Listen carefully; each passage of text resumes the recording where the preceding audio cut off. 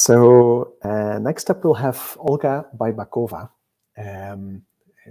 who's going to start in about a minute, who's going to talk about localizing OpenAPI specifications.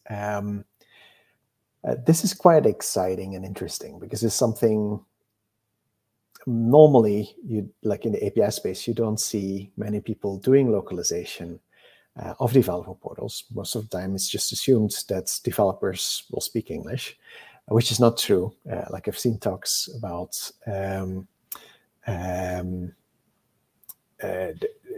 the importance of having localization for your documentation. But Ixola is doing something really special. They're actually localizing their specific, like the reference documentation. So that's why I'm really excited to hear what Olga is going to share about how they're doing that.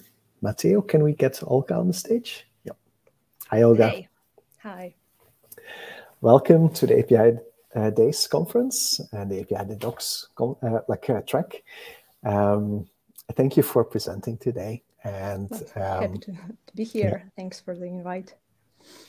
And I'd like to give the stage to you and for your presentation. So hello, everyone. My name is Olga. I work as a documentation and localization engineer at Ixola. In this talk, I would like to share our recent adventure in localizing OpenAPI specifications. But before we deep dive into that, I'll tell you what the company does and what experience we have with the localization overall. So Ixola is building an ecosystem of products to support game developers in monetizing, promoting, and funding their games. Currently, we have 10 products in production, 6 of which have public APIs. We have 10 people in the technical documentation team. Aside from me, there are 4 technical writers, 4 UX copywriters, and our lead. UX copywriters not only create UI copy, but also review descriptions of API errors, as well as operation descriptions and summaries. After all, API is just another interface. We all are a part of the localization process. We translate products into 6 and 20 languages, depending on who is interacting with them. If it's game developers, then we translate into 6 languages. If it's gamers, then in 20. And since our documentation is aimed at game developers, it's translated into 6 languages as well. Going back to API documentation, I need to mention that when we started, we described our API endpoints and webhooks in Markdown. And so they got translated as all the content in our documentation. With OpenAPI gaining popularity, the teams of newer products decided to adopt it. And we, as a documentation team, started looking for a tool to render the specification. We then chose Stoplight Next and started figuring out a way to add localization back to our API references. And here is what we came up with. So the whole localization process can be divided into 4 stages: reviewing descriptions, sending strings to translation, translating, and then deploying the result. Stage 1 is reviewing the English text. Within the company, product teams have several approaches to documenting API endpoints. Some write comments in code and then generate the specification. Others update the specs manually. Usually, the specification is updated by the developers, but some products ask technical writers to do that. In terms of tools for review, there are also different options: merge requests in GitLab, Google Docs, Jira Tasks. In any case, review is a must. Review's usual benefits are style guide compliancy, consistency, and clarity. But when it comes to localizing content, it also saves money and time. A reviewer, it can be either a technical writer or a UX copywriter, checks if the text is well formatted. And it's not just about punctuation. There are ways to make sure that some part of the text will be marked as not for translation, to save the need to fix it later, in case the translator translates an API parameter, for example. Also, a reviewer gathers context that can later be provided for translators to make sure that they understand what they are working with. And they also mind the size of the strings to make sure that when we get the translated version back, which is usually longer, it doesn't break the layout of the page. As you can see on the screen, the change on the right is quite simple. It's just a dot. But the issue is we already have an item price dot translated. And so if we update the English text, we are going to get the translation right away, and we won't spend any money on that, and pretty much no time. But if we send just the item price, we'll have to process the strings fully. And those small changes might be annoying. So adding linters or plugins with style guides rules to fix your text in browser when you're writing it is a good addition to this process. Once your descriptions are clear and well formatted, it's time to send them for translation. But before we get to that, let's discuss two popular terms in localization: CAT tools and translation memory.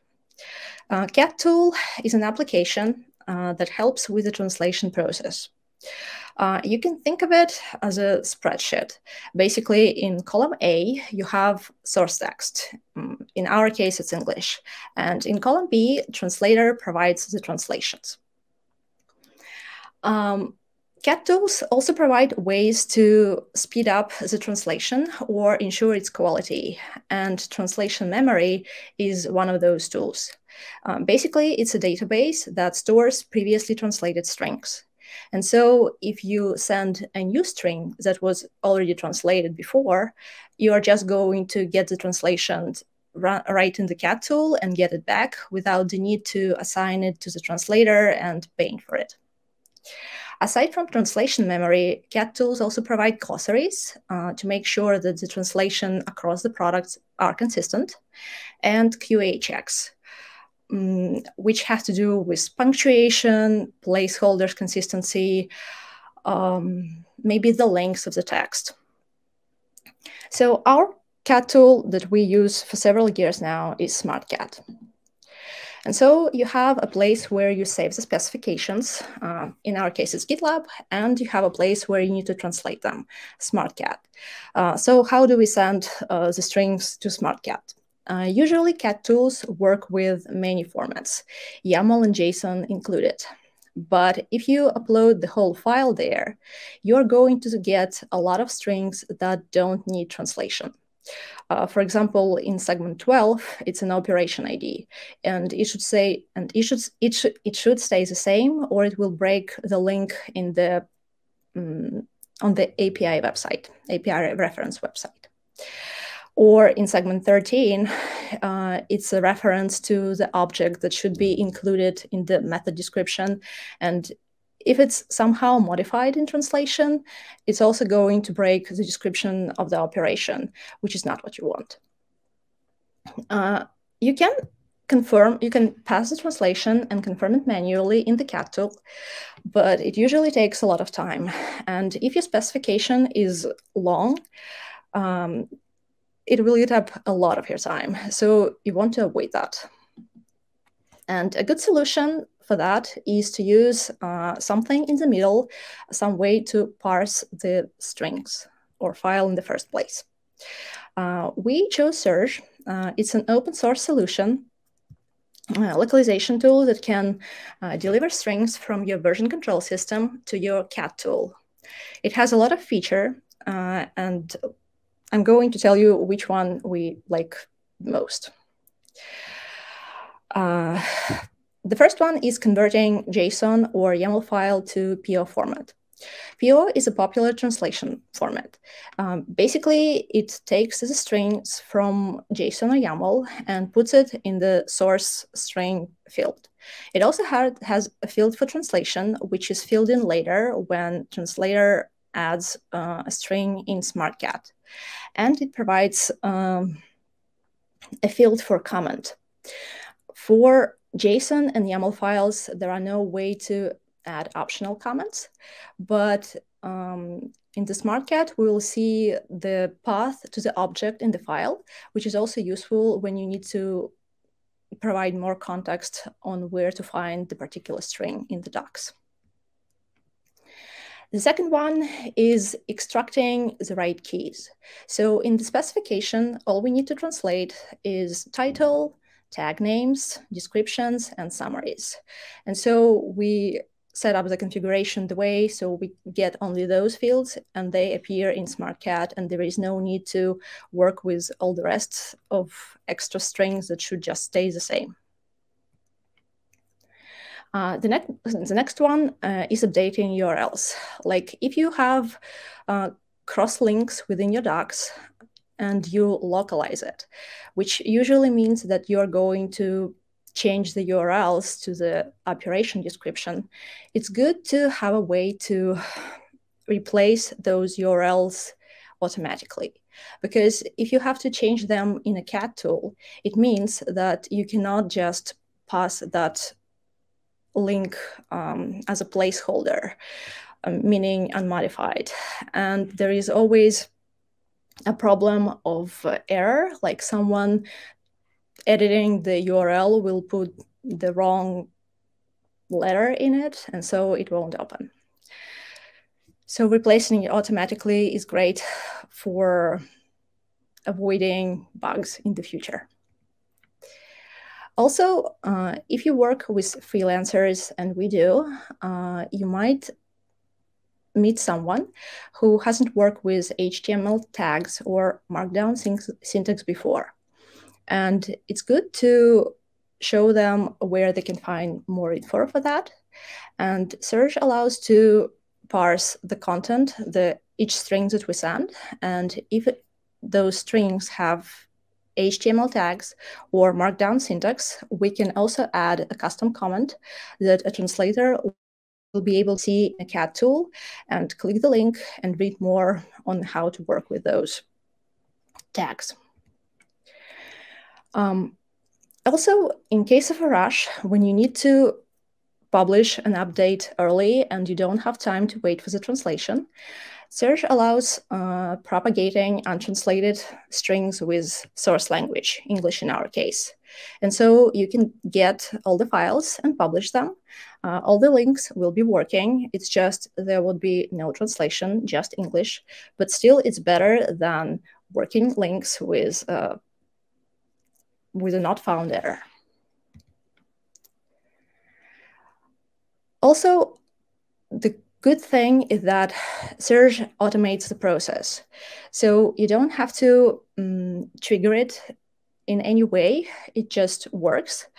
And when you update strings in GitLab, they get to SmartCat. And when you update translation in SmartCat, you get the translated files in GitLab.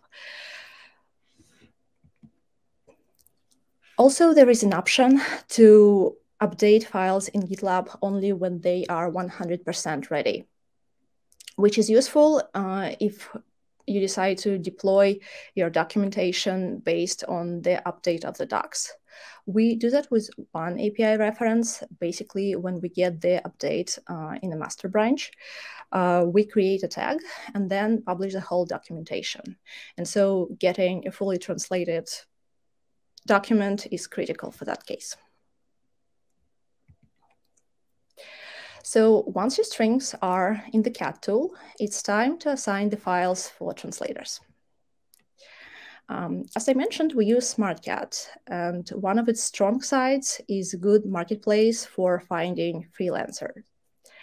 Localizing, we had experience working with both freelancers and translation agencies, but we decided to stick with freelancers because we are not able to provide a good estimate of how much strings we are going to translate in a month. our tasks vary.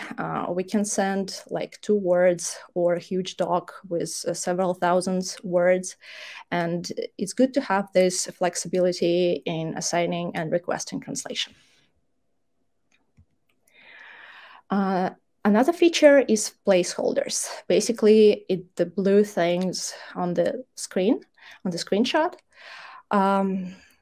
You can create them using regex, regular expressions. You specify in SmartCat what combination of symbols to use. And then you can cover those, and the translator has to use them in the translation, and they just need to find the right place to put it in. Also, with API translation, we first tried machine translation. We avoided it before, but with the API docs, due to its technical nature, it was a good choice. We were pretty happy with the results because a good thing about the machine translation was that they managed to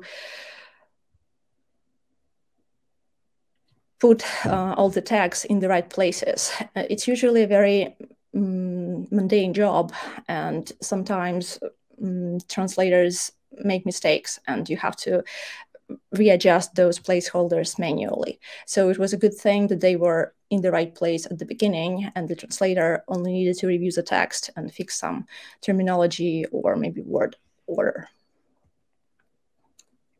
Glossaries are also helpful, and in both ways. At first, you create a glossary to help freelancers translate consistently, and then you use the translated content to form a new glossary, like operation summaries, to use it later in your docs to refer to your API endpoints. And the last step is showing all of the hard work to the world. We deploy using GitLab pipelines. A pipeline is a series of steps that occurs on a server independent of one user's local machine to make sure that there is no issue with that machine's availability or settings. And our pipeline has 5 steps: copying, building, downloading and aggregating, publishing, and proxying. So the first step is to copy specifications from the repository in GitLab to the repository in Stoplight Next. The second is to build the separate application or render them. And just to make sure that we are on the same page here, rendering is going from left to right. Basically, you have a specification, and then you get a nice-looking website. And to do that, you need to build an application from that specification, which is exactly what happens on this second step. Within this Stoplight Next, we also have several custom domains for each application that we build. On the third step, we download those builds and aggregate them into one folder. We download a build, unzip the folder, and move it in the shared folder for all of them. And so then we are able to publish them, basically move that shared folder to our web server. And so it becomes available.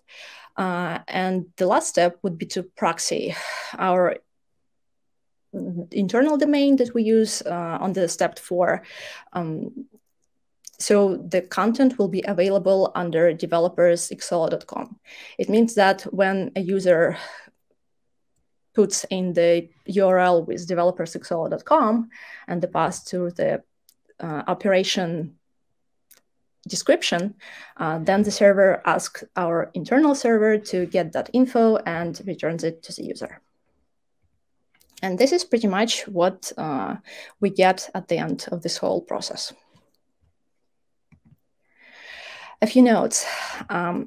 If you are looking for a rendering tool and not able to develop one within the company, it's very likely that tools will use tag names or some other parts of the specification in the operation URL, which might be an issue for localization. Like in our case, we wanted to translate tag names, but when we did that, we noticed that it breaks the links. And so we have to keep them in English. Also, once you translate, you'll need to find a way to switch between the locales, and adding a switcher is a way to go. And for that, it's very likely that you will need a custom script.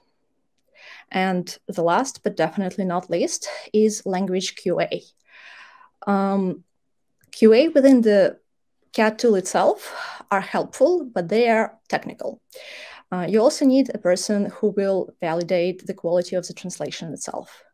In our case, we have integration managers in different countries, and so sometimes we're able to ask them for help, and they get to see a few pages and give us feedback on how good the quality is. So thank you.